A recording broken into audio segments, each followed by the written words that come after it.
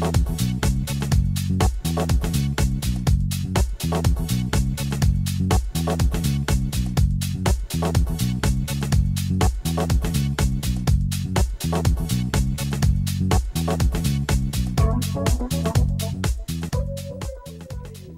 and welcome to Wired In. I'm Diana Galata, Executive Director of Public Relations and Marketing for Hampton City Schools.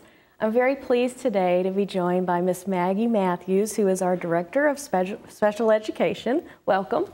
Thank you very much. I appreciate the opportunity to visit. So you've been here a year now, just about a year. So first off, tell us a little bit about your background and your experience in the area of working with students with special needs. Well, I began my teaching career in 1987, actually starting with students in general education classes. But in about 1990 or so, I had the opportunity to start teaching in a special education classroom with mild to moderately disabled students. And I fell in love with it. I absolutely thought this has to be the best job on the planet. And I've just never looked back. Everything I've done since that time has been in special education. And so what brought you to Hampton City Schools?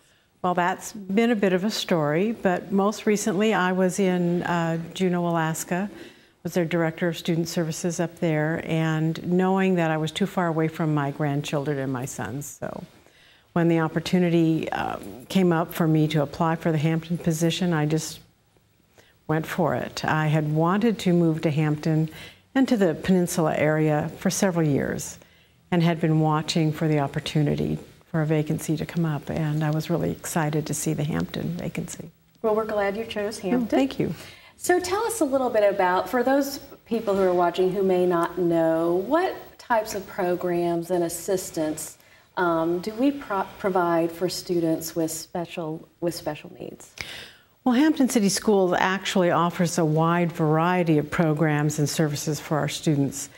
The most common, and the one that we have most of our students in, is they're fully included in general education classes, and we deliver services to them in their general ed courses. Then we have some students who are primarily in general education, but they might leave for a class or two for some basic instruction, some foundational skill building. Then we also have some programs that are a little bit more supportive. We have an academic program. We also have what we call functional and multiply disabled programs. Those students in the functional and multiply disabled programs probably have more significant learning challenges, and a lot of their program may be considered more functional in nature.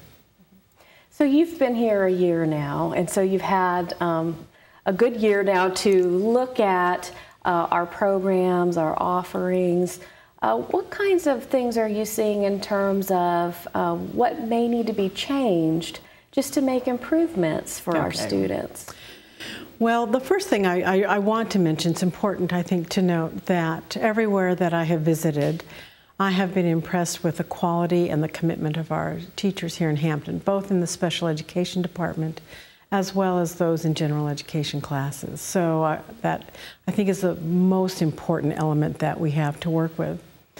Where I see opportunities for growth is to really help our teachers get a better handle on how to deliver that specially designed instruction in those general education classes. That's probably the most complicated and intricate part of what they do. And I know that we really need to enhance our focus on reading and math skills. So we'll really be working on that. Okay, great. So as a parent myself of a student with special needs, I can tell you just from my experience that going through the process of an individualized education plan can be a little bit, not frightening, but just, it can be overwhelming. And I know that Hampton City Schools has some great things in place to help our parents navigate through some of that. And one of those is SEAC. Yes. So tell me a little bit about SEAC and how that works. Well, our SEAC organization, which is the Special Education Advisory Committee, is comprised of parents and community members as well as teachers. And their goal is to facilitate communication to our families and to provide an advisement role to the district in terms of our planning and forecasting where we need to perhaps focus some energy. And so, toward that end, they offer every year at least 3 specific meetings that offer training to families. And this year we will be looking at the ABCs of IEPs. We're also going to be, one session we'll be looking at, now that my child's been recently identified, what's next? What do I need to know as a parent of a newly identified student? What will help me navigate that system? We also will offer an opportunity for our families to meet and visit with both our new superintendent and then Dr. Caggiano, who is now our new deputy superintendent. So Dr. Smith and Dr. Caggiano will both be there available to visit with parents. And then our last meeting of the year is always our annual resource fair. The focus in many ways is on the adult students transitioning out of school, but it's also an opportunity for all families to make connections with different agencies and vendors in town that provide support to our families. It's wonderful that we do that. I know, as I said earlier, I have 2 students with special needs. And one thing that's been very good for me is really building those relationships. And I know Greta Harrison, who's the chair of SEAC, really stresses that in terms of when you become involved with that group, it really gives you more direct access to people who are making decisions about the education of students with special needs. And I've also found that the teachers, both in the regular education classrooms and those who teach students with special needs, are excellent. And once you can develop those relationships and open a very great two-way lines of communication, it's very positive for our students. So I'm glad to hear that you all are doing that, and especially the resources, because there are a lot of resources out there for students with special needs, and sometimes it's just knowing where to go to get those. So I'm excited to hear about the resource fair, because I'm sure that will be helpful as well. So let's talk about how we advertise for SEAC. I understand we send a phone call out, we put things on our website, just so that parents can know where to look for that information in case they want to come to a SEAC meeting. And we also send an email out to the same list that receives those automatic calls, the ConnectEd calls. Great. So we've started doing that, where they'll receive a written notice of what's coming up. Mm-hmm. And we can use that for other notifications as well, related to activities we might sponsor. In addition to the 4 meetings that we have with SEAC, one of the things that we're doing that's new is offering 4 additional trainings for families. Oh, great. On topics that are specifically related to special education. So those dates will be coming up, and we'll announce those in those topics very soon. But we'll offer one of those a quarter.